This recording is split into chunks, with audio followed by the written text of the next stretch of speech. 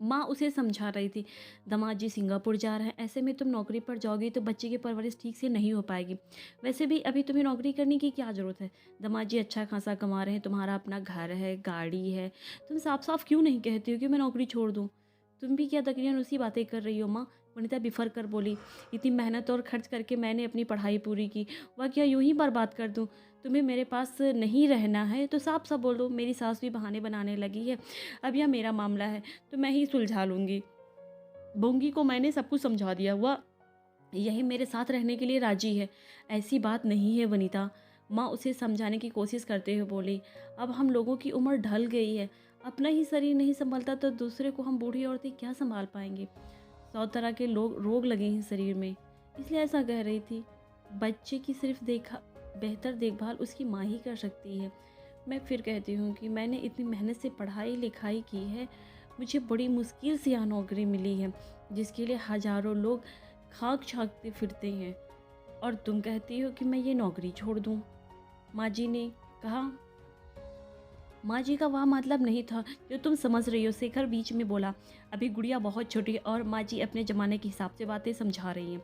गुड़िया की चंचल हरकतें बढ़ती जा रही हैं, 2 साल की उम्र ही क्या होती है? अब तो तुम यही कहोगे क्योंकि मर्द हो ना। अब तो जो तुम्हारे जी में आए सो करो। पैर पटकते हुए शेखर बाहर जाते हुए बोला, परसों मुझे सिंगापुर जाना, महीने भर के लिए। बस मेरे पीछे मेरी बिटिया को कुछ नहीं होना चाहिए। मैम साहब, मैं बच्ची को देख लूँगी। बीच में भंगू पान चबाते हुए बोली, मुझे भी तो अपना पेट पालना है, तुम्हें अपने बनाव सिंगार से फुर्सत कहाँ है जो तुम बच्ची को देखोगी? बीच में आकर वनिता की सास बोली, हम जरा बीमार क्या हुए, फालतू हो गए? भरा पूरा घर और एक बच्चे की कमी थी, वह भी अब पूरी हो गए। फिर वह वनिता की माँ से बोली, अब आप ही समझाओ बहन जी, अब नौकरी करने की क्या ज़रूरत है? 4 साल तो हो गए हैं, अब घर संभाले। वनिता गुस्से में बोली, अब मैं आप लोगों के मुंह नहीं लगने वाली, समझे? अब मैं नौकरी नहीं छोड़ूंगी, मुझे भी आज़ादी चाहिए, मैं भी अपनी ज़िंदगी अपने तरीके से जीना चाहती हूँ। मुझे भी तो काम और पैसे चाहिए। मेम साहब, आप निश्चित होकर काम कीजिए, मैं घर और बच्ची दोनों को देख लूँगी। मुझे तुम पर पूरा भरोसा है, वनिता खुशी से बोली। ये पुराने ख्यालात के लोग क्या जाने, जब मुझ में हुनर है तो फिर मैं फ़ायदा क्यों ना लूँ?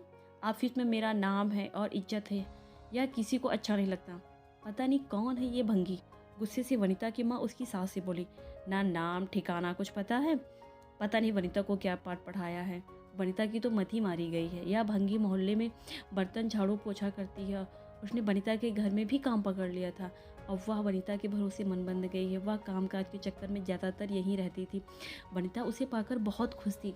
घर में सिर्फ बूढ़े सास ससुर थे जो बीमारी के चलते ज़्यादा चल फिर नहीं पाते थे। शेखर भी अपनी कंपनी का एक खास इंजीनियर था।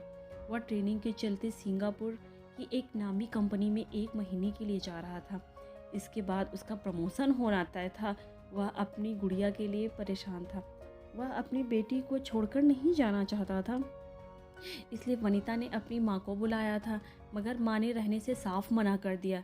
इससे वनिता को काफ़ी निराशा हुई, लेकिन वह अब भंगी के चलते निश्चिंत थी।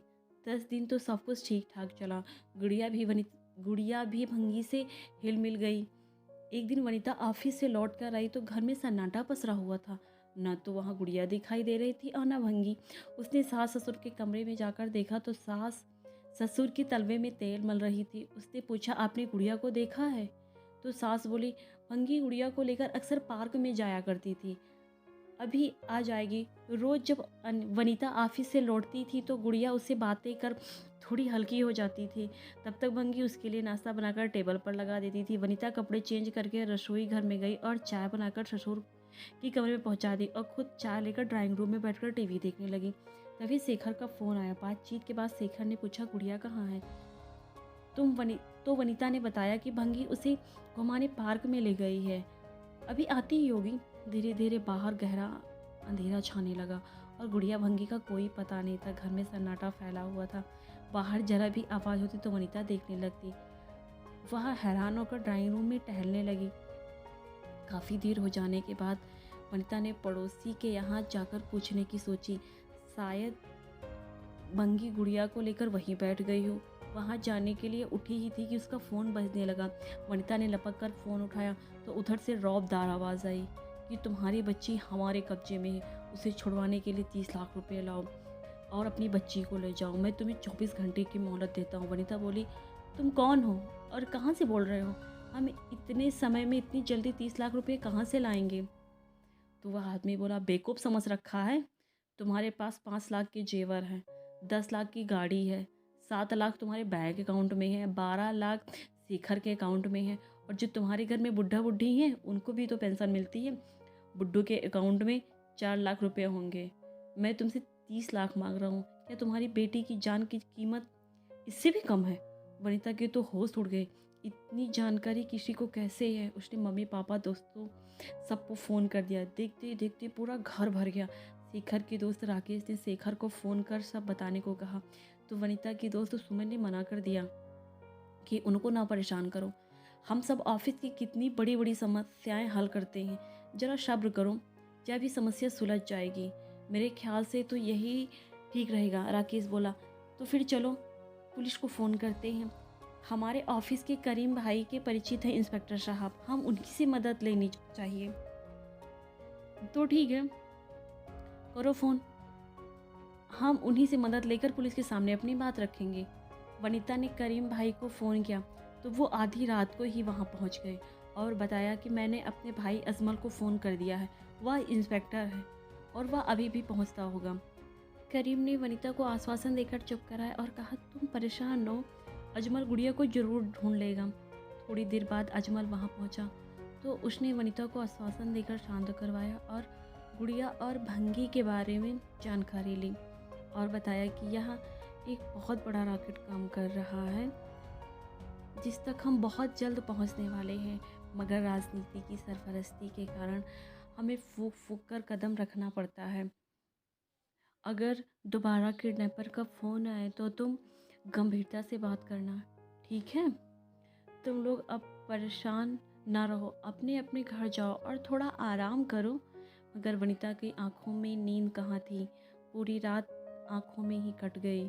सास ससुर का भी रो रो कर बहुत बुरा हाल था। वह छोटी सी बच्ची पता नहीं किस हाल में होगी। माँ उधर गुस्से से बार बार कह रही थी, और कर ले नौकरी, अपने बच्चों की अच्छी परवरिश सिर्फ उसकी माँ ही कर सकती है, मगर तुझे तो समाज और रुतबे का ख्याल था। वनिता कमरे में जाकर अटैची निकाली और अलमारी खोलकर उसमें पैसे रखने लगी। तभी किडनैपर का फ़ोन आया और उसने बोला, क्या कर रही हो तुम? वनिता बोली, पैसों का इंतज़ाम कर रही हूँ और मुझे बताओ मुझे कहाँ आना है। तो वह बोला, इतनी जल्दी क्या है, और हंसने लगा और फ़ोन काट दिया। थोड़ी ही देर में अजमल बाहर पहुँचा और उसने बताया कि भंगी का नहीं तो फ़ोन नंबर बता दिया था वह गलत है। वनिता हैरान थी क्योंकि उसने बताया था कि वह 2-3 सालों से यही काम कर रही थी। तो अजमल ने बताया कि उसने जो पता दिया था वह शहर के बाहर किसी झोपड़ी का था, जो गलत है, बल्कि वह कहीं और रहती थी। अब यह बात बिल्कुल आईने की तरह साफ थी कि उसने ही अपहरणकर्ताओं को वनिता के गहने और पैसों के बारे में बताया था। अब पुलिस ने अपना शिकंजा कसना शुरू कर दिया। अब मिनट घंटे दिन की तरह बदल रहे थे। पुलिस पहाड़, जंगल, पूरा शहर छान मारा और 2 दिन बीत गए, पर गुड़िया का कोई सुराग नहीं मिल रहा था। उसी दिन शाम को अपहरणकर्ताओं का फ़ोन आया तो वनिता उन्हें ही उल्टा डांटने लगी कि मैं अटैची में पैसे लिए घूम रही हूँ। मैं शाम को शहर के बाहर जो बॉर्डर है वहाँ टेक्सटाइल की एक फैक्ट्री है, पैसे लेकर अपनी सहेली के साथ वहाँ पहुँच रही हूँ। तो बदमाशों ने कहा, हाँ ठीक है, मगर पुलिस को भी मत कुछ बताना। वनिता ने कहा, ठीक है, और पैसे लेना चुपचाप और मेरी बेटी को छोड़कर वहाँ से निकल जाना। शहर के बाहर एक टेक्सटाइल की कंपनी बहुत पुरानी थी, वहाँ कोई आता जाता ना था। वनिता भी अपनी सहेली के साथ गाड़ी से वहीं पहुँच गई। वहाँ एकदम सन्नाटा था। तभी वनिता ने सामने से आते हुए 2 आदमियों को देखा। उनके हाथ में बंदूक थी और पीछे गूंगी गुड़िया को लिए हुए खड़ी थी। वनिता ने बोला, अपने पैसे लो और मेरी बेटी को छोड़ो। उनमें से एक आदमी आगे पैसे लेने के लिए बढ़ा। वनिता ने उसके हाथ में पैसों की अटैची पकड़ा दी। अटैची पकड़ते हुए वनिता ने उसे धक्का दे दिया। वह आदमी पैसों के साथ नाले में गिर गया। यह देखकर दूसरा आदमी और भंगी गुड़िया को छोड़कर भागे। तभी वहाँ पुलिस आ गई। गुड़िया दौड़कर सुमन से लिपट गई और रोने लगी। आपने तो कमाल कर दिया वनीता जी, पुलिस इंस्पेक्टर अजमल ने कहा। आपको आते देख हमने आपका पीछा किया। तभी बाकी पुलिस वाले नाले में गिरे हुए मुजरिम को लेकर आते हुए दिखे। उसके हाथ में अटैची भी थी।